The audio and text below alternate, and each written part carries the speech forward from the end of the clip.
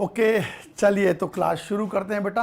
Class शुरू करने से पहले आपको बता दूं, अभी हम आप क्लास 12th का केमिस्ट्री का चैप्टर 2 पढ़ रहे हैं। चैप्टर का नाम है विलियन और इस चैप्टर में ऑलरेडी बहुत सारे टॉपिक हो चुके हैं। आज का टॉपिक और इंपॉर्टेंट होने वाला है, तो चलिए फिर क्लास को शुरू करते हैं। क्लास शुरू करने से पहले एक बार आपको याद दिला दूं कि अब तक हम लोगों ने इस चैप्टर में क्या पढ़ लिया है और क्या क्या बाकी है। ये मैं आपको हर दिन याद दिलाते हुए चलूंगा। तो बेटा अब तक हम लोगों ने विलेयता कंप्लीट कर लिया, हेनरी का नियम कंप्लीट कर लिया। अब आज के क्लास में हम वाष्प दाब और राउल के नियम पढ़ने वाले हैं और ये दोनों बहुत इंपॉर्टेंट होगा। ये यूं समझिए कि आज से इस चैप्टर का ज्यादा इंपॉर्टेंट टॉपिक शुरू होने वाला है। तो चलिए शुरू करते हैं बेटा। पहला टॉपिक आपके सामने आ रहा है आज क्लास का, वाष्प दाब। तो अब प्रश्न ये उठता है कि वाष्प दाब क्या होता है। जब भी किसी से पूछा जाता है, जब किसी बच्चे से हम ये पूछते हैं कि भाई वाष्प दाब क्या है, तो बच्चा कहता है कि कोई भी द्रव जब उसको हम गर्म करते हैं तो उससे वाष्प बनता है और जो वाष्प बनता है उसके द्वारा लगाया गया दाब वाष्प दाब होता है। ऐसा बहुत लोग कहते हैं, काफी हद तक ये सही भी है। पर अगर उसके एक सटीक परिभाषा की बात करें तो वाष्प दाब का जो परिभाषा है वो कुछ और ही है। तो गौर सुनेगा, वाष्प दाब होता क्या है। ऐसे तो सुनने में लगता है कि ये बहुत सिंपल सा टॉपिक है। भाई वाष्प दाब यानी कि वाष्प के अणुओं द्वारा लगाया गया दाब वाष्प दाब कहलाएगा। तो ऐसे सुनने में बड़ा सिंपल लगता है, ये कितना इंपॉर्टेंट हो सकता है। पर बेटा वाष्प दाब भले ही एकदम छोटा सा और साधारण सा टॉपिक होगा, लेकिन ये एक ऐसा टॉपिक है जो इस चैप्टर में आगे आने वाले सभी टॉपिक को कंट्रोल करेगा। इस चैप्टर में आगे आप जो कुछ पढ़ेंगे ना, ये देखो आगे आदर्श अनादर्श विलयन, अणु संख्यक गुण, असामान्य द्रव्यमान, ये सारी चीजें, ये सारे टॉपिक वाष्प दाब पे निर्भर करेंगे। तो ये है छोटा सा टॉपिक, पर आप इसको एकदम अच्छे से समझिएगा, क्योंकि अगर आप इसको समझ नहीं पाए तो आगे आने वाले टॉपिक में आपको बहुत दिक्कत होगा। तो भले ही सुनने से ऐसा लगता है कि वाष्प दाब बड़ा सिंपल सा टॉपिक है भी सिंपल, पर है बहुत इंपॉर्टेंट। तो अब यहां पर वाष्प दाब क्या होता है ये तो आपको पता होना ही चाहिए। साथ ही साथ वाष्प बनता कैसे है, क्या करने से वाष्प कब बनेगा, कम बनेगा, क्या करने से वाष्प दाब ज्यादा होगा, ऐसे कौन कौन से कारक हैं जो वाष्प बनाने के प्रोसेस को कंट्रोल करते हैं, ऐसे ना जाने कितनी सारी चीजें हैं। तो याद रखना, वाष्प दाब है छोटा टॉपिक, पर इसके बारे में आपको सब कुछ समझना होगा। चलिए शुरुआत करते हैं परिभाषा से कि आखिर वाष्प दाब होता क्या है। तो जरा गौर से सुनिएगा बेटा, वाष्प दाब क्या होता है इसको समझने के लिए मैंने क्या किया, मैंने ना यहां पर ये देखो एक इंस्ट्रूमेंट बना लिया। ये देखो बेटा, मैंने यहां पर एक इंस्ट्रूमेंट बना लिया। इस इंस्ट्रूमेंट के अंदर मैंने पानी ले लिया, अंदर मैंने वाटर ले लिया, जल ले लिया। और अब मैं नीचे से इस बर्तन को गर्म करूंगा, नीचे से मैं इस बर्तन को गर्म करूंगा और देखते हैं कि वाष्प दाब का क्या मतलब है। यहां पर जो मैंने परिभाषा लिखी हुई है इसका मतलब क्या होता है, जरा ध्यान से समझिएगा बेटा। असल में होता क्या है, मैंने यहां पर पानी ले लिया। अब जरा गौर से सुनिएगा, अब मैं पानी को यहां से गर्म करूंगा। तो जैसे पानी को गर्म करूंगा तो मान लो इस तरफ मैं लिख लेता हूं टेम्परेचर यानी कि तापमान। तो गौर से सुनिएगा, मैंने पानी को गर्म किया 40 डिग्री सेल्सियस में, 40 डिग्री सेल्सियस में। तो जानते हैं क्या हुआ, यहां से वाष्पीकरण शुरू हो गया,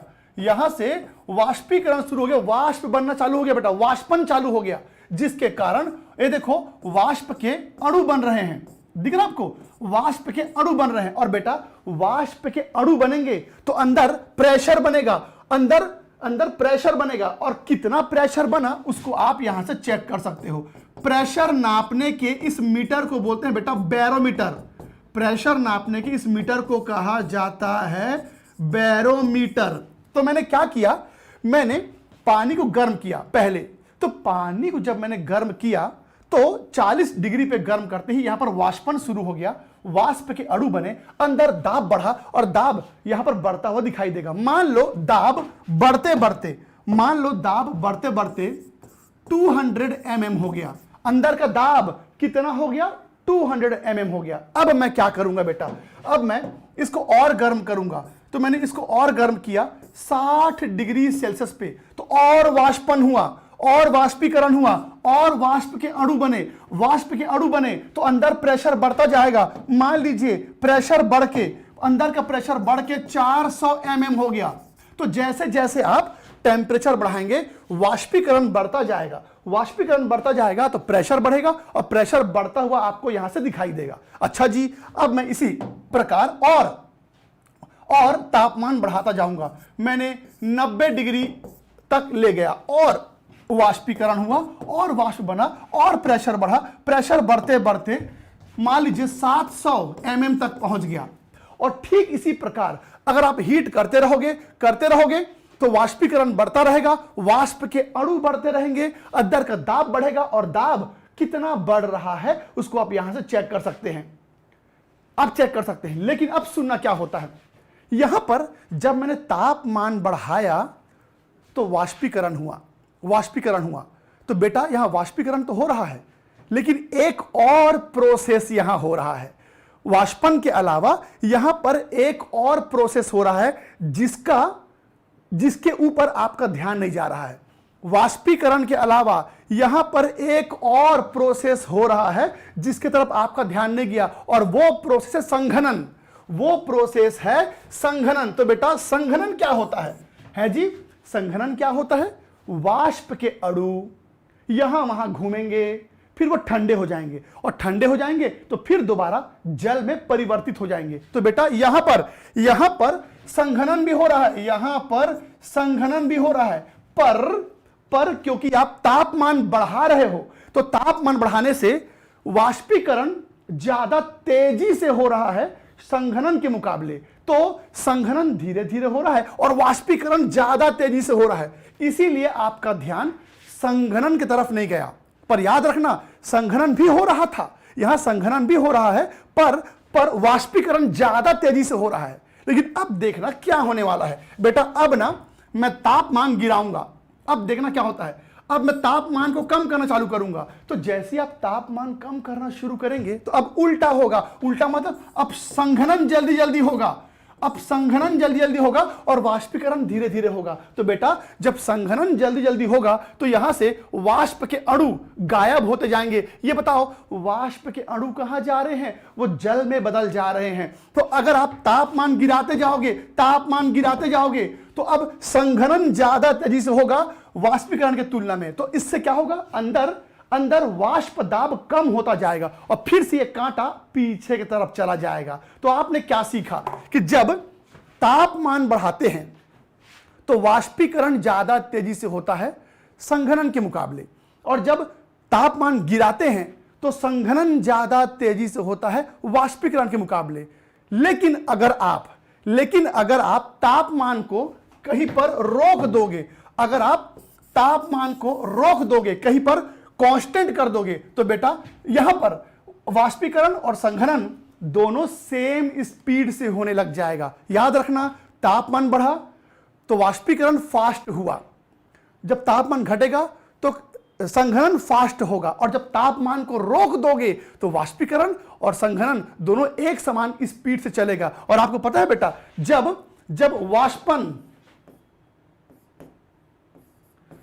वाष्पन और संघनन दोनों सेम स्पीड से एक जैसे दर से होगा तो हम कहेंगे वाष्पन और संघनन एक दूसरे के साम्य अवस्था में आ गए। आप कक्षा 11वीं में पढ़ चुके हैं ना बेटा कि जब कोई दो घटनाएं अपोजिट यानी कि विपरीत दिशा से एक ही दर से चलने लगे तो हम कहते हैं कि वो जो घटना है वो साम्य अवस्था में है। जब दो प्रोसेस सेम स्पीड से होने लगे तो हम कहते हैं वो प्रोसेस साम्य अवस्था में पहुंच गया, इक्विलिब्रियम में पहुंच गया।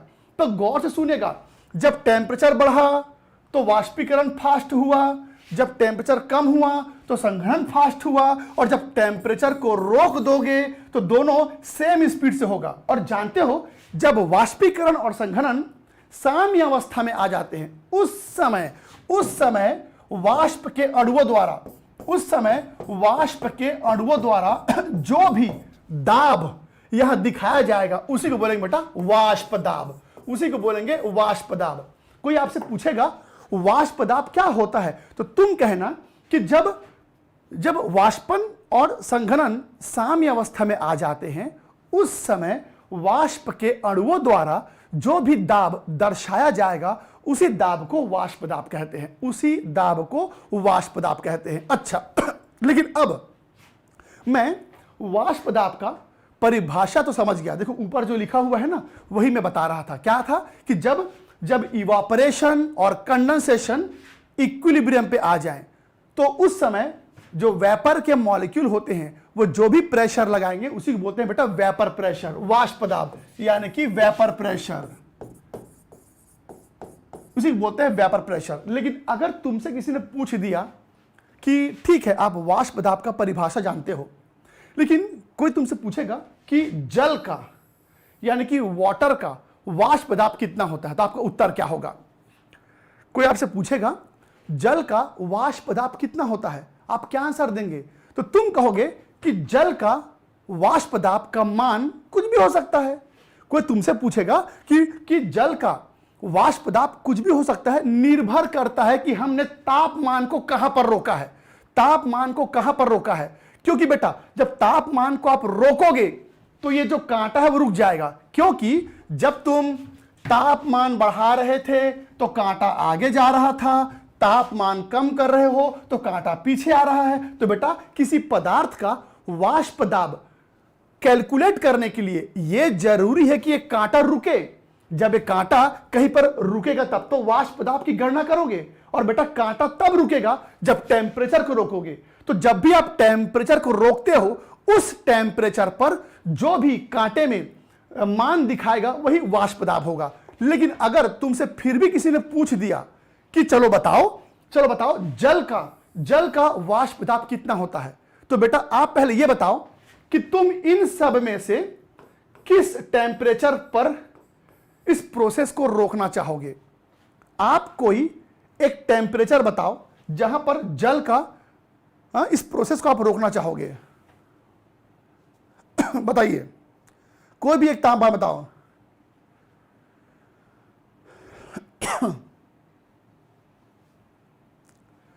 कोई 600 कह रहा है, कोई 90 कह रहा है, कोई 60 कह रहा है। कोई एक ऐसा तापमान बताओ जिसका जल के साथ गहरा संबंध है। बताइए, कोई ऐसा तापमान का मान बताओ जिसका जल के साथ बहुत गहरा संबंध है। बताओ बेटा, कोई ऐसा वैल्यू।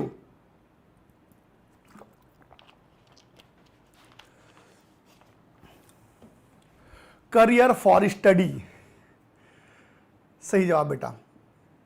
सुनो, आप इसमें से कोई भी तापमान चुन सकते हो, पर एक तापमान जो बड़ा जाना पहचाना है, कितना 100 डिग्री सेल्सियस। बेटा 100 डिग्री सेल्सियस आप कहीं पर भी रोक सकते हो प्रोसेस को, कोई दिक्कत नहीं है। आप कहीं पर भी प्रोसेस को रोक सकते हो, लेकिन अगर तुमने इस प्रोसेस को 100 डिग्री सेल्सियस पर रोका तो जानते हो यह वाष्प दाब का मान कितना आएगा बेटा? 760 mm, जिसको हम और क्या लिखते हैं 180 m। 180 m मतलब वायुमंडलीय दाब, वायुमंडलीय दाब। तो तुमसे कोई पूछेगा जल का वाष्प दाब कितना होता है, तो तुम कहना जल का वाष्प दाब कुछ भी हो सकता है। लेकिन जब जल अपने क्वथनांक पे होता है, अपने बॉइलिंग पॉइंट पे होता है, ये जल का बॉइलिंग पॉइंट सबको पता है ना, तो जब जल यानी कि वाटर अपने बॉइलिंग पॉइंट पे होता है तो उसका वाष्प दाब का मान हमेशा 760 mm होगा। याद रखना, अलग अलग तापमान में अलग अलग वाष्प दाब का मान देखने को मिलेगा, लेकिन जब भी वाटर 100 डिग्री सेल्सियस पे होता है तो कंफर्म है कि वाटर का वेपर प्रेशर कितना होगा बेटा? 760 mm। तो चलिए, इस परिभाषा में मैंने क्या लिख के दिया था, जब वाष्पन और संघनन दोनों साम्य अवस्था में आ जाए उस समय वाष्प के अणुओं द्वारा जो दाब दर्शाया जाएगा उसी को वाष्प दाब बोलते हैं। ठीक है, ये बड़ा सिंपल सा टॉपिक था, वाष्प दाब क्या होता है। ये है तो सिंपल, लेकिन बेटा अब यही टॉपिक आगे चल के सारी चीजों को कंट्रोल करेगा। तो इसीलिए अब हमने परिभाषा तो जान लिया, पर अब हमको यह भी जानना होगा कि आखिर ऐसे कौन कौन से कारक हैं जो वाष्प दाब को कंट्रोल करते हैं।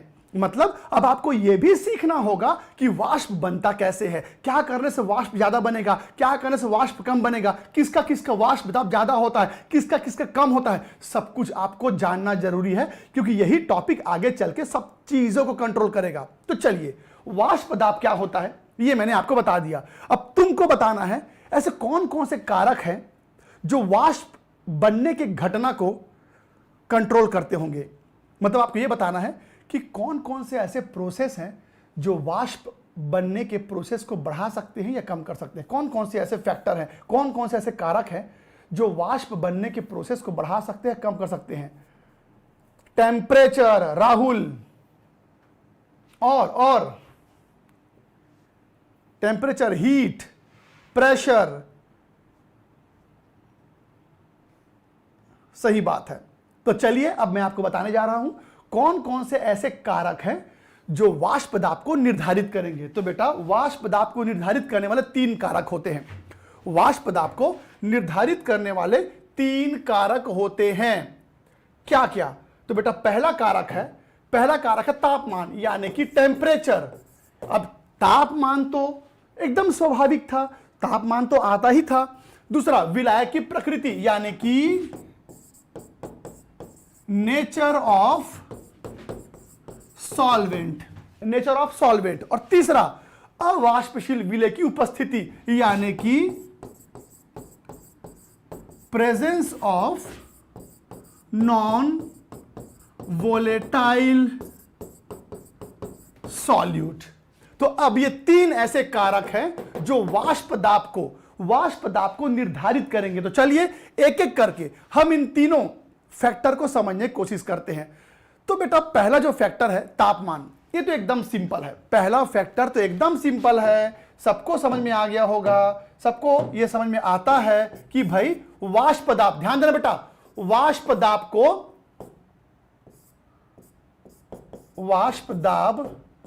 को हम वेपर प्रेशर लिखते हैं, वेपर प्रेशर। और वेपर प्रेशर को शॉर्ट में मैं वीपी लिखूंगा, ठीक है, कंफ्यूज नहीं होना। जब भी मैं वीपी लिखूंगा मतलब वेपर प्रेशर मतलब वाष्प दाब। और बेटा, वाष्प दाब सीधे सीधे तापमान के समानुपाती होगा। जितना ज्यादा तापमान होगा वाष्प दाब उतना ही ज्यादा होगा। ये तो सिंपल सी बात है, ये तो हर किसी को पता है, सबको पता है कि भाई तापमान ज्यादा होगा तो वाष्प दाब ज्यादा होगा, ये तो मुझे भी पता है। लेकिन अब चलते हैं बाकी के 2 कारक में। विलायक की प्रकृति, इसको समझते हैं बेटा, ये दूसरा जो फैक्टर है ना, इसको समझते हैं। तो अब एक मिनट, जो दूसरा फैक्टर है इसको समझते हैं। अब हम बात करेंगे नेचर ऑफ सॉल्वेंट यानी कि विलायक। तो बेटा, अब हम विलायक के प्रकृति के बारे में बात करेंगे। तो अब एकदम ध्यान से सुनिएगा। मान लो मैंने यहां पर 2 बर्तन ले लिए, 2 कंटेनर ले लिए, ठीक है, और दोनों कंटेनर को ऊपर से मैंने ढक दिया, और यहां पर वाष्प दाब की गणना करने के लिए मैंने बैरोमीटर लगा दिया। अब उसके बाद ध्यान सुनना, मैंने इस बर्तन में कोई भी एक द्रव ले लिया, इस बर्तन में भी मैंने कोई भी एक द्रव ले लिया। अब दोनों द्रव का आयतन सेम है, दोनों का वॉल्यूम सेम है, दोनों का आयतन सेम है। अच्छा, स्क्रीनशॉट नहीं लिए हो? ओके, चलो इसके स्क्रीनशॉट ले लो बेटा।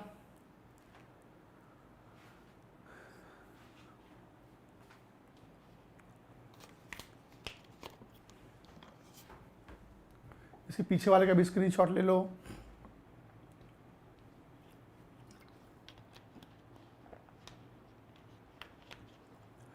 ओके, तो चलिए आगे बढ़ते हैं। अब तुम मुझे एक बात बताओ, मैंने 2 बर्तन ले लिए, दोनों में मैंने अलग अलग लिक्विड डाल दिया। गौर सुनेगा, दोनों का आयतन सेम है, और दोनों को अब मैं गर्म करूंगा, दोनों को यहां से हीट करूंगा। ये देखो, अब मैं दोनों को यहां से गर्म कर रहा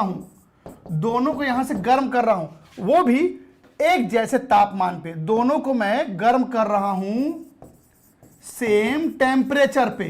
तो अब तुम मुझे ये बताओ बेटा, दो लिक्विड, दोनों का तापमान सेम है, दोनों का आयतन सेम है, लेकिन क्या ऐसा हो सकता है, क्या ऐसा हो सकता है कि एक लिक्विड में वाष्प ज्यादा बने और एक लिक्विड में वाष्प कम बने? क्या ऐसा संभव है?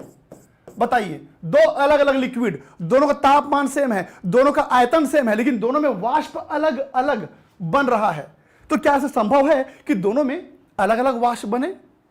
हां, बिल्कुल संभव है, दोनों में अलग अलग मात्रा में वाष्प बनेगा, यह हो सकता है बिल्कुल। कैसे पता चलेगा? सुनना। तो बेटा यह बताओ वाष्प बनता कैसे है, वाष्प कैसे बनेगा? तो गौर से सुनिएगा। यह देखो, ये इस द्रव के अणु है बेटा, ये इस द्रव के अणु है, ये इस द्रव के अणु है, ये इस द्रव के अणु हैं। अब आपको तो पता है ना कि जो द्रव के अणु होते हैं उनके बीच आकर्षण बल होता है, जो द्रव होते हैं उनके अणुओं के बीच आकर्षण बल होता है।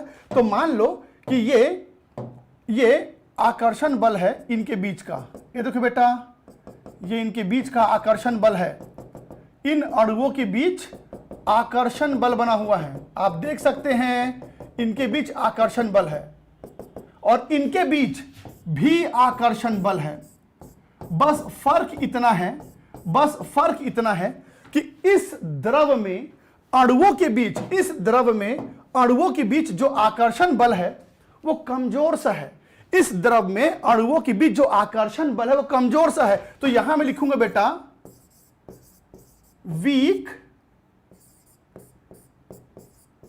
अट्रैक्शन, यानी कि दुर्बल आकर्षण, और यहां पर है स्ट्रॉन्ग अट्रैक्शन,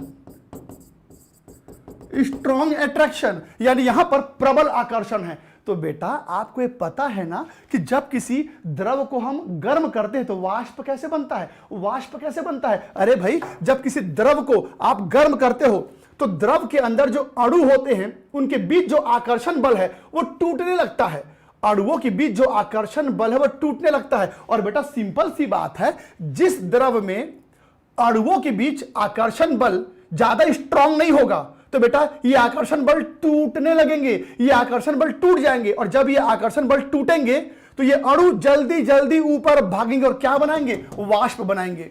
क्या बनाएंगे? वाष्प बनाएंगे। लेकिन जिस लिक्विड में अणुओं के बीच प्रबल आकर्षण है, स्ट्रांग आकर्षण है, तो बेटा ऐसे जो लिक्विड होते हैं उनको हीट करोगे तब भी इनके बीच का बंध टूटेगा नहीं, और जब इनके बीच का बंध टूटेगा नहीं तो ये ऊपर जल्दी जल्दी नहीं भागेंगे, यानी कि ज्यादा वाष्प नहीं बना पाएंगे, ज्यादा वाष्प नहीं बना पाएंगे। तो क्या समझे? जिस द्रव में अंतर आणविक बल कमजोर होता है, जिस द्रव में अंतर आणविक बल कमजोर होता है, ऐसे द्रव ज्यादा वाष्प बनाते हैं और इनका वाष्प दाब यानी कि वेपर प्रेशर हाई होता है।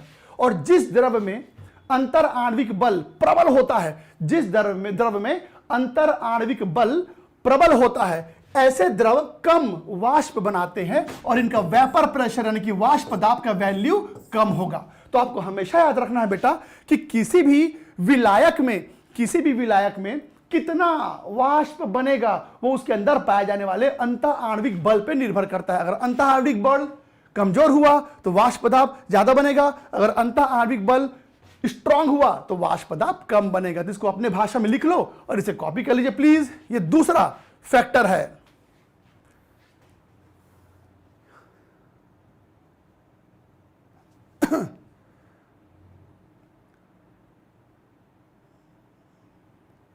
रमिंदर क्या पूछ रहे हो बेटा आप? ये स्क्रीनशॉट ले लीजिए और अपने भाषा में लिख लो ना। क्या लिख लो कि जिस द्रव में अंतः आणविक बल कमजोर होता है उसमें वाष्प दाब ज्यादा होता है, और जिस द्रव में अंतः आणविक बल प्रबल होता है उसमें वाष्प दाब कम होता है। इसको लिख लो प्लीज।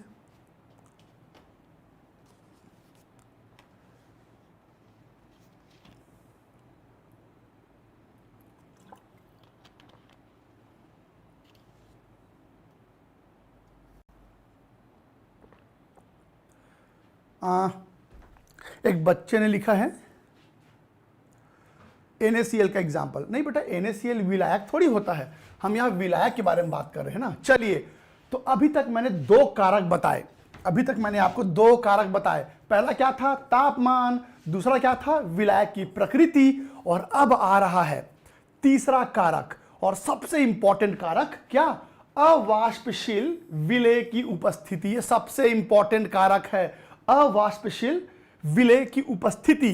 तो इसको बस थोड़ा ध्यान से समझना प्लीज। तो अब तीसरा कारक आ रहा है बेटा,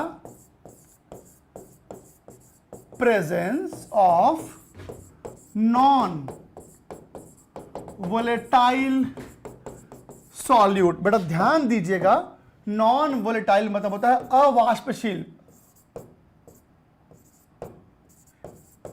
अवाष्पशील, और सॉल्यूट यानी क्या होता है? विलेय, विलेय। तो अब ध्यान सुनेंगे, नॉन वोलेटाइल क्या होता है, अवाष्पशील क्या होता है? जब हम किसी चीज को गर्म करते हैं और गर्म करने पर वो वाष्प के रूप में बाहर ना उड़े, मतलब वाष्प ना बना सके, वो अवाष्पशील कहलाएगा। बेटा जैसे पानी में नमक डाल दो, पानी में नमक डालोगे और गर्म करोगे तो पानी उड़ जाएगा, वो वाष्पशील होता है, वो वोलेटाइल होता है, वोलेटाइल होता है, वाष्पशील होता है, पर नमक नहीं उड़ेगा, नमक थोड़ी ना उड़ेगा। तो नमक नॉन वोलेटाइल होता है, यानी कि अवाष्पशील होता है। तो ध्यान देंगे बेटा, आपके पहले के क्लासेस मिस हो चुके हैं तो प्लेलिस्ट में सारे वीडियोस हैं, शुरू से देखिए तो आपको चैप्टर ज़्यादा अच्छे से समझ में आ पाएगा। ठीक है? हाँ बेटा, तो सुनेंगे। अब तीसरा जो है, इस फैक्टर को एकदम ध्यान से सुनना, एकदम ध्यान से सुनना, ये सबसे इंपॉर्टेंट फैक्टर है और यही फैक्टर अब पूरे चैप्टर में चलेगा। अब यही फैक्टर पूरे चैप्टर में चलेगा। प्लीज ध्यान से देखिएगा इस फैक्टर को, एकदम ध्यान से। बेटा मैंने ना दो बर्तन ले लिए, ठीक है? इस बर्तन में मैंने ले लिया पानी, यानी कि वाटर। इसके अंदर भी मैंने ले लिया पानी, यानी कि वाटर। और अब मैं इसको गर्म करूंगा, अब मैं इसको गर्म करूंगा, मान लो 100 डिग्री सेल्सियस पे। इसको भी मैं गर्म करूंगा, मान लो 100 डिग्री सेल्सियस पे। तो ध्यान से सुनना, अब क्या होगा बेटा ये बताओ। जब पानी को 100 डिग्री सेल्सियस पे गर्म करते हैं, याद है ना अभी कुछ देर पहले मैंने क्या बताया था? जब पानी को 100 डिग्री सेल्सियस पे हीट करते हैं तो पानी के जो अणु हैं वो इतना वाष्प बना देता है, इतना वाष्प बना देता है कि वाष्प दाब का मान कितना हो जाता है बेटा? 760 mm। 760 mm। सबको पता है कि जब पानी को 100 डिग्री पे गर्म करते हैं तो उसका वाष्प दाब कितना होता है? 760 mm।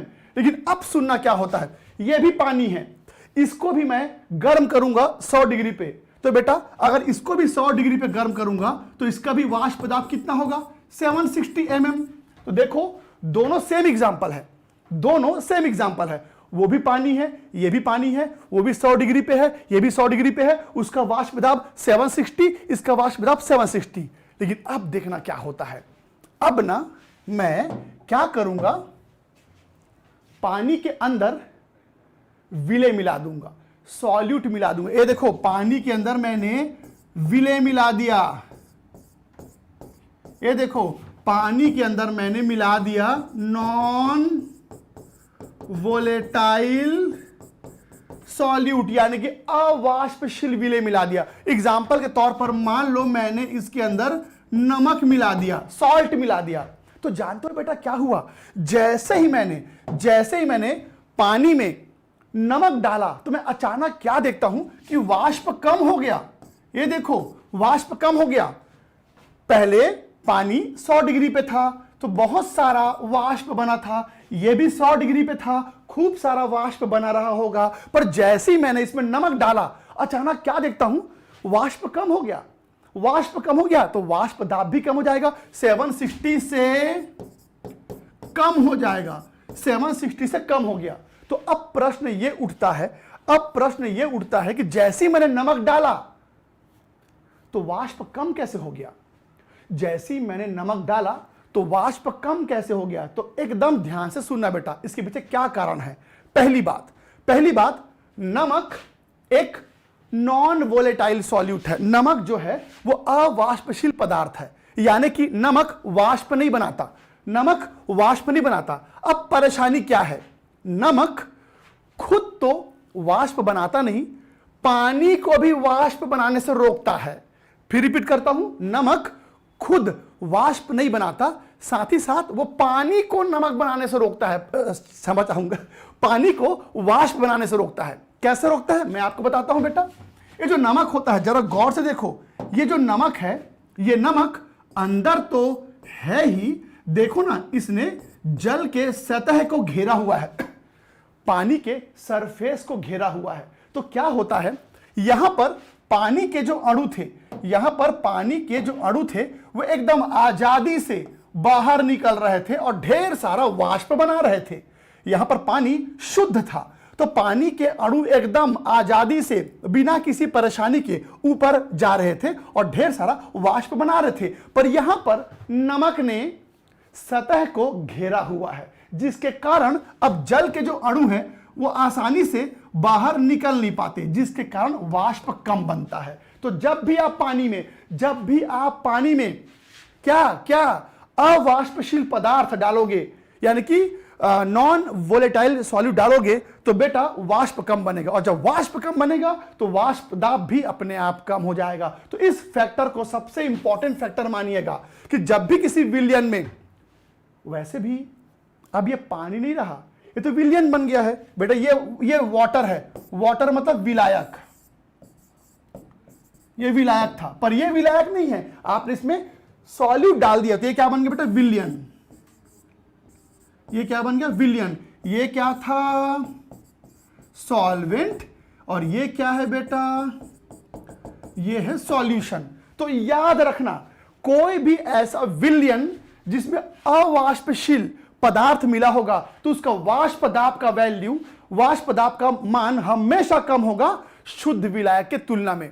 फिर से रिपीट करता हूं, कोई भी ऐसा विलयन जिसमें अवाष्पशील विलेय उपस्थित होगा, ऐसे विलयन का वाष्प दाब हमेशा शुद्ध विलायक से कम होगा। इस बात को आप अपने दिमाग में छाप लो, क्योंकि ये अब इस पूरे चैप्टर में बार बार रिपीट करूंगा। मैं एक सेंटेंस बोल रहा हूं, उस सेंटेंस को मैं इस चैप्टर में बार बार रिपीट करूंगा, और आपको भी एकदम दिमाग में बिठा लेना है क्या, कि जब भी किसी विलयन में अवाष्पशील विलेय उपस्थित होता है तो ऐसे विलयन का वाष्प दाब शुद्ध विलायक से कम होगा। विलयन का वाष्प दाब शुद्ध विलायक से कम होता है, विलयन का वाष्प दाब शुद्ध विलायक से कम होता है। क्यों पूछ रहे हो, यही तो बताया बेटा कुछ देर पहले मैं। क्या ये जो विलायक, ये जो सॉल्यूट होते हैं ना, उसने सतह को घेरा हुआ है, इसलिए जल के अणु ऊपर वाष्प नहीं बना पा रहे हैं। यह उसका आंसर था। लेकिन अब सुनो मेरी बात, क्या इस बात में सच्चाई है? अच्छा, मैं आपसे एक प्रश्न पूछूं, मुझे बताओ, मान लो एक कप है, ध्यान सुना बेटा, ये एक कप है, इस एक कप में मैंने पानी ले लिया, यानी कि वाटर ले लिया, और एक कप में मैंने चाय ले लिया, चाय। अब सुनो ध्यान से, एकदम पानी को मैंने गर्म किया, सुनो गौर से, गर्म पानी मैंने इसके अंदर डाल दिया, इसके अंदर पानी है, इसके अंदर पानी है, तो इसके अंदर मैंने गर्म पानी ले लिया, और इसके अंदर मैंने गर्म चाय ले लिया, इसके अंदर मैंने गर्म चाय ले लिया। अब मैं आपसे क्वेश्चन पूछूं, बताओ इन दोनों कप में से किस कप के ऊपर आप अपना हाथ रख सकते हो? ऐसे एक में गर्म पानी है और एक में गर्म चाय है, इनमें से किसके ऊपर आप ऐसे हाथ रख सकते हो? कप के ऊपर हाथ रखना है, किस केस में आप रखेंगे तो दिक्कत नहीं होगी? चाय चाय चाय, सही बात है।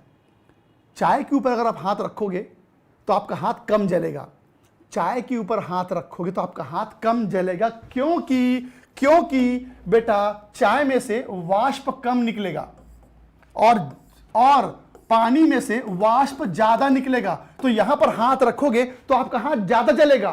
क्योंकि वाटर शुद्ध है, यानी कि प्योर है, और ये चाय जो है ना, आपने चाय में अवाष्पशील पदार्थ मिलाया है। क्या? शक्कर, शुगर। आपको पता है बेटा, शुगर अवाष्पशील होता है, शक्कर उड़ता नहीं, शक्कर उड़ता नहीं। तो क्या समझे, चाय में शक्कर मिला है और शक्कर अवाष्पशील होता है। और मैंने अभी अभी आपको क्या बताया था कि जब भी किसी द्रव में अवाष्पशील विलय उपस्थित होता है तो ऐसे द्रव वाष्प कम बनाते हैं। यानी कि चाय का वाष्प दाब यानी कि वेपर प्रेशर कम होगा, लेस होगा, और पानी का वाष्प दाब हाई होगा यानी कि ज्यादा होगा।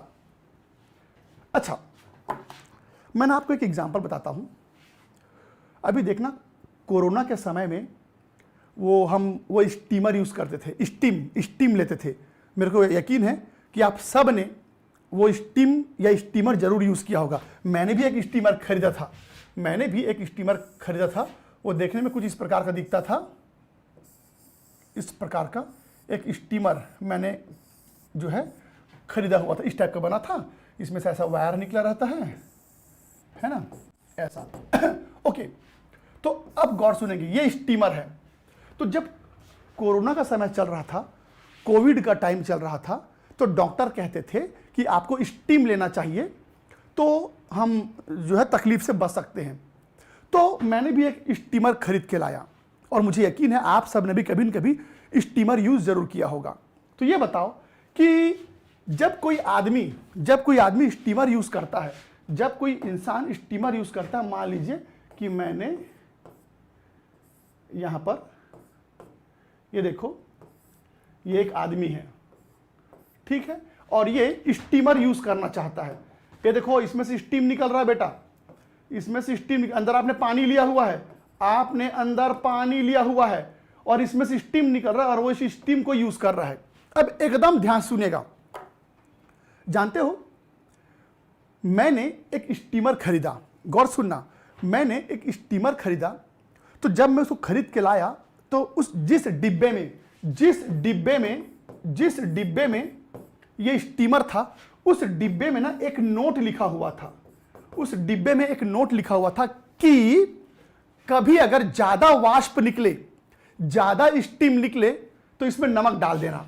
उस डिब्बे में लिखा हुआ था कि अगर मानो कभी ज्यादा भाप निकलने लग जाए तो आप इसमें नमक डाल देना। क्यों? क्योंकि अगर ज्यादा भाप निकलेगा तो गला जल सकता है ना, अगर ज्यादा भाप निकलेगा तो गला जल सकता है। तो मैंने जो स्टीमर खरीदा था, उसके डिब्बे में लिखा हुआ था कि अगर ज्यादा वाष्प निकले, then you can add small quantity of salt. In case of high vapour formation you can add small quantity of salt. तो उसमें लिखा हुआ था कि ज्यादा वाष्प निकले तो नमक डाल देना। तो अब बताओ बेटा, ऐसा क्यों लिखा था? क्योंकि अगर मान लो ज्यादा वाष्प निकल रहा है तो ज्यादा स्टीम निकलेगा तो मेरा गला जल सकता है ना। तो मैं चाहता हूं कि मैं स्टीम लेता रहूं पर स्टीम कम निकले, मेरा गला जले मत। तो क्या होगा, मैं नमक डाल दूंगा। और अभी मैंने क्या सिखाया है, नमक डालते ही नमक अवाष्पशील है, नमक डालते ही वाष्प बनने का टेंडेंसी कम हो जाएगा। अभी मैंने बताया है नमक एक अवाष्पशील पदार्थ है, जैसे उसको डालोगे तो वाष्प बनने का क्षमता कम हो जाएगा। तो अब पानी में से वाष्प कम निकलेगा तो आपका गला कम जलेगा। तो इसीलिए उस डिब्बे में लिखा था कि अगर कभी ज्यादा भाप निकले तो कृपया उसमें नमक डाल दीजिए, तो भाप कम निकलेगा। अब मुझे पता है आप लोगों में से कुछ लोग ये सोच रहे होंगे कि सर अगर ज्यादा भाप निकलता है तो मैं यहां से बटन बंद भी तो कर सकता था, है? मुझे पता आप लोग सोच रहे होंगे कि अगर ज्यादा भाप निकलता है तो क्यों ना मैं यहां से बटन बंद कर दूं। अगर बटन बंद करूंगा तो भी तो भाप कम निकलेगा। जी नहीं, जितने लोगों ने इस स्टीमर को यूज किया होगा, आपने नोटिस किया होगा, बटन बंद करते ही एकदम से भाप निकलना ही बंद हो जाता है। पता नहीं कैसे बना रहता है ये। अगर आप बटन बंद करोगे ना तो एकदम से भाप निकलना ही बंद हो जाता है, निकलता ही नहीं है भाप। तो आप तो स्टीम लेना चाहते हो ना, तो बेटा अगर ज्यादा भाप निकले तो आप बटन बंद करोगे, लेकिन बटन बंद करने से भाप निकलेगा ही नहीं, वो निकलना ही बंद हो जाता है। तो दूसरा उपाय क्या है, नमक डाल दो। तो नमक डालने से भाप धीरे धीरे निकलता रहेगा, आपका गला भी सेकाता रहेगा और जो तकलीफ है वो आपका ठीक हो जाएगा। तो इसीलिए कहा जाता है कि अगर किसी विलयन में अवाष्पशील पदार्थ मिलाया जाए तो उस विलयन का वाष्प बनने का क्षमता कम हो जाता है। तो इस बात को दिमाग में हमेशा याद रखेंगे। तो अब कहानी को वापस जरा पीछे ले चलूं। मैं यहां पर बात कर रहा हूं वाष्प दाब की, और अभी मैंने सिखाया कि वाष्प दाब क्या होता है। तो जरा गौर सुनेंगे बेटा। तो अब आप ये तो जान गए अब आप ये तो जान गए कि वाष्प को या वाष्प दाब को कौन कौन से कारक प्रभावित करेंगे। पहला कारक क्या था? टेम्परेचर। दूसरा कारक क्या था बेटा? विलायक की प्रकृति। तीसरा अवाष्पशील विलय की उपस्थिति। लेकिन अब मैं ये तो जान गया, गौर से सुनिएगा, अब मैं ये तो जान गया कि अगर मैं अवाष्पशील पदार्थ मिलाऊंगा तो वाष्प दाब कम हो जाएगा। ध्यान सुनो मैं क्या बोल रहा हूं। अब हर कोई समझ चुका है कि शुद्ध विलायक के मुकाबले ऐसा विलयन जिसमें अवाष्पशील पदार्थ होता है उसका वाष्प दाब कम होता है। पर अब क्वेश्चन है, कम तो होता है पर कम होके कितना हो जाएगा, इसे कैसे पता करेंगे? गौर से सुनिएगा। आपने कहा सॉल्यूट डालते ही, विलय डालते ही वाष्प बनने की क्षमता कम हो जाता है। पर अब प्रश्न है कि मैं ये तो जान गया कि सॉल्यूट डालने से, विलय मिला देने से वाष्प दाब पहले के मुकाबले कम हो जाएगा, पर कम होके कितना हो जाएगा, अब ये पता करने का समय आ चुका है। तो जब भी हम किसी विलयन में अवाष्पशील पदार्थ मिलाते हैं तो वाष्प दाब कम होगा, मुझे मालूम है, पर कम होके कितना हो जाएगा, इसे कैसे पता करेंगे? तो किसी भी विलयन में अगर वाष्प दाब कम हो जाए तो उसे पता करने के लिए अब हमें पढ़ना पड़ेगा बेटा राउल्ट का नियम। एक साइंटिस्ट थे राउल्ट। तो अब हमें राउल्स लॉ पढ़ना है। तो राउल्स नाम के साइंटिस्ट ने इस कॉन्सेप्ट का सॉल्यूशन निकाला कि भाई हर किसी को पता था या पता चल चुका है अब कि सॉल्यूट डाल देने से वाष्प दाब कम हो जाता है। लेकिन अब प्रश्न है कि वाष्प दाब कम होके कितना हो जाएगा, ये कैसे पता करेंगे? तो इसको पता करने के लिए चलिए हम राउल्स के नियम को समझते हैं। तो राउल्स का ये जो नियम जो मैं यहां लिखा हूं, ये तो आप देख ही लेंगे। ये जो नियम यहां पर लिखा हुआ है ये तो आप देख ही लेंगे।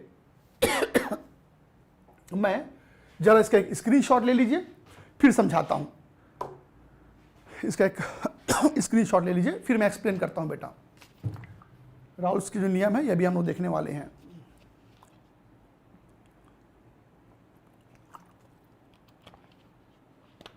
ओके, तो चलिए राउल्स का नियम क्या है। राउल्स नाम के साइंटिस्ट ने आखिर कैसे पता लगाया कि अवाष्पशील विलय मिला देने से वाष्प दाब में जो कमी होगी उसकी गणना कैसे की जाएगी, तो बेटा ये बताओ, अगर तुम्हारे पास वो इंस्ट्रूमेंट होगा, 1 मिनट ना, मैं इसको बना लेता हूं फिर से, बस 2 मिनट ना। ये देखो, ये मैंने बना लिया। एक बार फिर से बना लिया। इसके अंदर मैंने वाटर ले लिया है, वाटर यानी कि विलायक ले लिया है। और जब मैंने इसको हीट किया था, अच्छा बेटा वाटर तो वाष्पशील होता है ना, पानी वाष्पशील होता है, यानी कि वोलेटाइल होता है। अच्छा जी, अब यहां भी मैंने पानी लिया है बेटा, पर इसमें मैंने अवाष्पशील पदार्थ मिला दिया है। एकदम गौर से सुनिएगा, यहां पर मैंने मिला दिया है नॉन वोलेटाइल सॉल्यूट, यानी कि अवाष्पशील पदार्थ, और अंदर में पानी भी है। तो बेटा जो पानी होता है वो तो वोलेटाइल होता है, यानी कि पानी वाष्प बनाएगा, और जो विलय है वो नॉन वोलेटाइल है। अब एकदम गौर से सुनना क्या होता है। मुझे मालूम है पानी को गर्म करूंगा तो पानी का वाष्प दाब 760 mm होगा, और पानी में अगर मैं सॉल्यूट मिला दूंगा तो वाष्प दाब जो है वो 760 से कम हो जाएगा।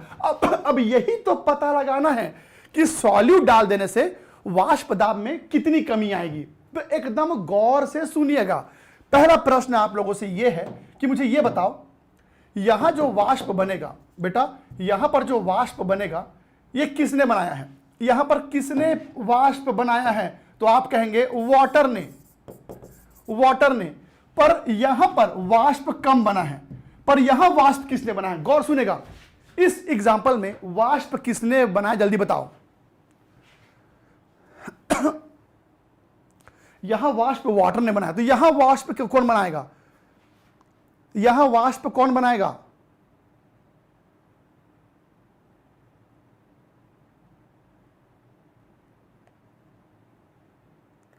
Water, water, water. यहां भी वाष्प वाटर ही बनाएगा। अरे भाई, जो वाष्पशील होता है वाष्प तो वही बनाएगा ना।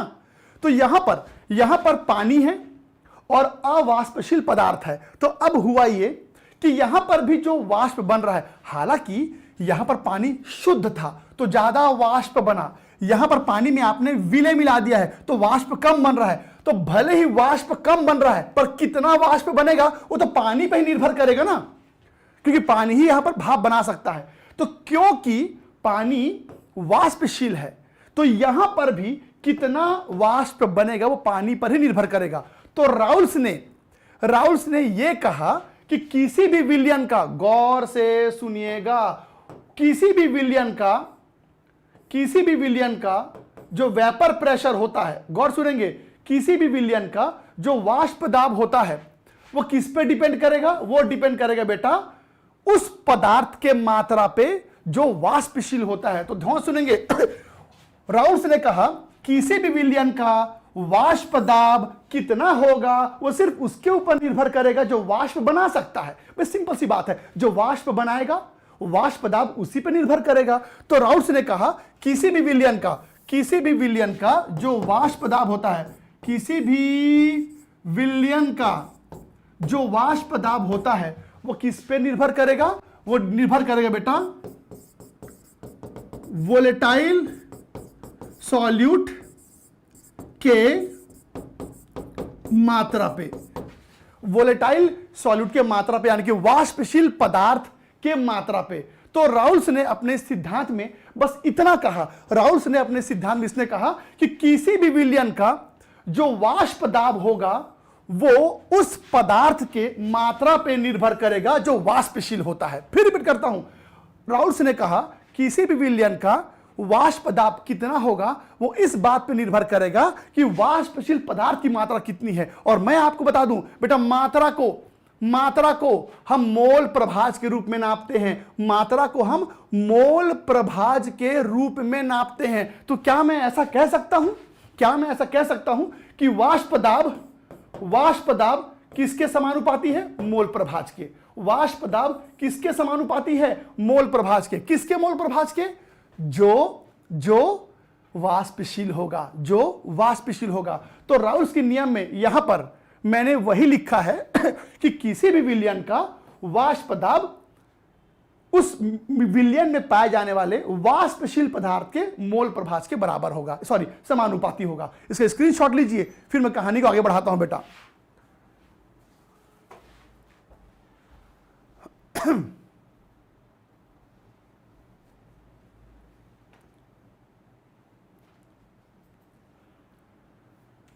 हां, अब इसको कैसे लिखेंगे मैं आपको बताता हूं। अब इसको कैसे लिखेंगे मैं आपको दिखाता हूं, ठीक है? इसको लिखते कैसे हैं, व्यवस्थित तरीके से इसको लिखते कैसे हैं, अब मैं आपको यह बताता हूं। तो बेटा अब सुनना, इस उदाहरण में अगर किसी ने पूछ दिया कि वेपर प्रेशर कितना होगा, वेपर प्रेशर सॉल्यूशन का कितना होगा, तो सुनना ध्यान से, इस विलयन का वेपर प्रेशर समानुपाती होगा मोल प्रभाज। कितने? किसके मोल प्रभाज के? वाटर के। इधर सुनो, ये फॉर्मूला है राउल्स का। राउल्स ने क्या बोला? किसी भी विलयन का वाष्प दाब जो वाष्पशील पदार्थ होता है उसके मोल प्रभाज के समानुपाती होगा। बेटा x मतलब क्या होता है? मोल प्रभाज। मोल प्रभाज मतलब मात्रा, क्वांटिटी। तो राउल्स ने कहा किसी भी विलयन का वाष्प दाब जो वाष्पशील पदार्थ होता है उसके मोल प्रभाज के समानुपाती होगा। और जब आप ये समानुपाती का चिन्ह हटाएंगे तो आप एक स्थिरांक देंगे। तो यहां स्थिरांक के रूप में इसको लिखते हैं बेटा P not water into mole fraction of water. तो ये देखो, ये है राउल्स के नियम का सूत्र। ये देखो, ये सूत्र बना। अब इस सूत्र का मतलब क्या है सुनना बेटा। यहां लिखा है P not not not not water. तो याद रखना ये जो नॉट है ना, ऊपर में जो गोला बना हुआ है, इसका मतलब होता है शुद्ध। इसका मतलब होता है शुद्ध। तो अब देखना वैल्यू कैसे पुट अप करोगे, गौर सुनना। ये बताओ, पानी जब शुद्ध था, पानी जब शुद्ध था तब उसका वाष्प दाब कितना था? 760। तो यहां पर पुट अप करोगे 760 mm। गौर सुनेगा, यहां पर कौन सा मान पुट अप करोगे? तो यहां पर हमेशा किसी पदार्थ के शुद्ध अवस्था में दिखाए गए वाष्प दाब के मान को रखा जाता है। तो बेटा यहां भी पानी है, यहां भी पानी है, यहां भी पानी है, यहां भी पानी है। पर जब पानी शुद्ध था उस समय कितना वाष्प दाब है उसका मान यहां रखोगे। और पानी में सॉल्यूट डालने से वाष्प दाब कम हो जाएगा। तो वाष्प दाब कम होके कितना हो जाएगा? वो निकल के आएगा यहां पर, वो निकल के आएगा यहां पर। इस तरह से इस सूत्र का हम प्रयोग करते हैं। फिर से रिपीट करता हूं फिर से रिपीट करता हूं एक दूसरे एग्जांपल के साथ, गौर सुनेगा। मान लो किसी ने बोला कि एक विलयन है जिसमें A और B उपस्थित है। ध्यान सुनना, किसी ने मेरे को बताया कि A और B दो चीजें एक विलयन में उपस्थित है, और मुझे किसी ने बताया कि सिर्फ B वाष्पशील है। किसी ने मुझे बताया सिर्फ B वाष्पशील है। तो तुम बताओ बेटा, इस प्रश्न में A भी है B भी है, पर वाष्पशील कौन है? B। तो इसका मतलब क्या समझे? इस सॉल्यूशन का वाष्प दाब किस पे डिपेंड करेगा? B के मोल प्रभाज पे। तो जो वाष्पशील होता है उसी पे निर्भर करेगा। और जब आप इस साइन को हटाओगे तो ऐसे लिखोगे P not B into XB। तो बेटा अब तुम बताओ, इस सूत्र में यहां कौन सा मान भरोगे? B अगर वाष्पशील है तो B जब शुद्ध था तो शुद्ध अवस्था में वो कितना वाष्प बनाता था उसका मान यहां पर आएगा। और B और A को मिलाने से जब विलयन बन जाएगा तो विलयन का वाष्प दाब कितना होगा वो यहां पर आएगा, वो निकल के यहां पर आएगा। इस तरह से इस सूत्र का उपयोग करते हैं। एक बार फिर से मैं रिपीट करता हूं एक दूसरे एग्जांपल के साथ, प्लीज ध्यान से देखना। एक दूसरा एग्जांपल है, मान लो एक विलयन है जिसमें A, B, C तीन पदार्थ हैं। गौर सुनना, एक विलयन है जिसमें A, B, C तीन पदार्थ है, और किसी ने मुझे बताया कि सिर्फ C वाष्पशील है। किसी ने मुझे बताया सिर्फ C वाष्पशील है। तो अब क्या होगा? A, B, C तीन चीजें हैं पर वाष्पशील सिर्फ एक ही है। तो ऐसे में अब आपका सूत्र कैसे बनेगा बेटा? तो अब आपका सूत्र बनेगा, in this case vapour pressure of solution is directly proportional to mole fraction of C only. इस बार सॉल्यूशन का वेपर प्रेशर सिर्फ C पे निर्भर करेगा। अब इसको कैसे लिखूंगा आगे? सॉल्यूशन का वाष्प दाब P not C into mole fraction of C। ये देखो, मैं अभी आपको सिर्फ सूत्र लिखना सिखा रहा हूं, न्यूमेरिकल तो करवाऊंगा ही आपको मैं। तो बस आपको इतना याद रखना है कि जब भी एग्जाम में कोई प्रश्न आएगा तो उस प्रश्न में आपको बताया जाएगा कौन वाष्पशील है, और जो वाष्पशील होगा उसी को आपको यहां पर लेना है बेटा। जो वाष्पशील होगा उसी को आपको यहां पर लेना है। इसमें C वाष्पशील था तो C का मोल प्रभाज लिया, यहां B वाष्पशील था तो यहां पर B का मोल प्रभाज लिया, तो किसका मोल प्रभाज लेंगे? जो वाष्पशील होता है। तो चलिए इसे कॉपी कर लीजिए पहले या स्क्रीनशॉट ले लीजिए, और इसका जो न्यूमेरिकल है वो आपको मैं अगले क्लास में कराऊंगा। अभी सिर्फ मैं सूत्र कैसे बनाते हैं वो बता रहा था। अगले क्लास में और एक बार इसको मैं रिपीट कर दूंगा, और अगले क्लास में हम ये सीखेंगे कि इस टॉपिक के प्रश्न यानी कि न्यूमेरिकल कैसे बनाए जाते हैं। और अगला क्लास बहुत इंपॉर्टेंट होने वाला है।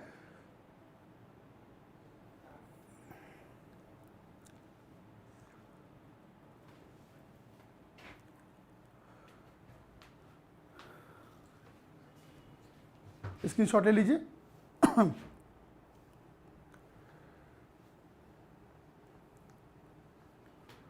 ओके, तो बेटा जो सॉरी शनिवार को यानी कि कल एक बैकलॉग क्लास में लेने वाला था, एक बेसिक क्लास लेने वाला था, पर अभी हम जितना पढ़ रहे हैं उनमें उस तरह के बेसिक का भी अभी ज़रूरत तुरंत अभी मुझे दिखता हुआ नज़र नहीं आ रहा है। तो बेसिक वाला क्लास अभी कुछ दिन और डिले होगा, क्योंकि अभी भी हम कोई भी ऐसा टॉपिक यहाँ पर नहीं है जो क्लास 11 से हार्डली रिलेटेड हो। मैंने आपसे कहा था कि क्लास 11 के कई ऐसे टॉपिक हैं जो 12वीं में उपयोग होते हैं, पर इस चैप्टर में बहुत सारे ऐसे चीज़ें नहीं हैं जो क्लास 11 से रिलेटेड है। पर इसके बाद जो 2 चैप्टर आएंगे उनमें क्लास 11 का बहुत सारा कॉन्सेप्ट जो है वो रहेगा। तो इस चैप्टर के खत्म होते होते तक मैं आपके लिए एक बैकलॉग क्लास लाऊंगा, एक बेसिक क्लास लाऊंगा, जिसमें हम क्लास 11 के टॉपिक जो है देखेंगे। अभी मैंने आपसे बोला था कि 1-2 दिन के अंदर एक बेसिक क्लास लूंगा, पर अभी उसकी आवश्यकता मुझे दिखाई नहीं दे रही है। अभी कुछ भी ऐसा चीज़ इसमें नहीं है जो क्लास 11 से रिलेटेड हो, और कुछ भी ऐसा है ना बेटा मैं आपको बताता ही हूँ। तो मैं हमेशा कोशिश करता हूँ कि आप क्लास खत्म होने के बाद कोई डाउट लेके घर ना जाएं। तो अभी बेसिक क्लास तुरंत उसकी आवश्यकता नहीं है, कुछ दिनों के बाद मैं आपका क्लास जरूर लगाऊंगा। तो चलिए, अभी चैप्टर चल रहा है, अच्छे से चल रहा है, हर क्लास अटेंड करो, इसके बाद वाला क्लास और ज़्यादा इंपॉर्टेंट हो जाएगा। तो चलिए फिर हर एक क्लास में कंटिन्यू आते रहिएगा। अब अगला जो क्लास रहेगा वो रहेगा बेटा सोमवार को, ठीक है। तो चलिए फिर आज क्लास में इतना ही करते हैं। अगर कोई डाउट है तो रुक के आप मेरे से पूछ सकते हैं। बेटा मोल प्रभाज का मान कितना रखा जाएगा ये मैं सिखाऊंगा। मोल प्रभाज का मान कितना होगा ये भी कल करेंगे, जब न्यूमेरिकल करवाऊंगा ना तो बताऊंगा कि मोल प्रभाज का मान कितना लेते हैं और कैसे लेते हैं, ठीक है। हाँ आदर्श पूछिए। बेटा नोट्स जो है वो अपलोड कर दिए गए हैं, आप एप्लीकेशन से या टेलीग्राम चैनल से उसको डाउनलोड कर सकते हैं, ठीक है। नोट्स आपको दे दिया गया है।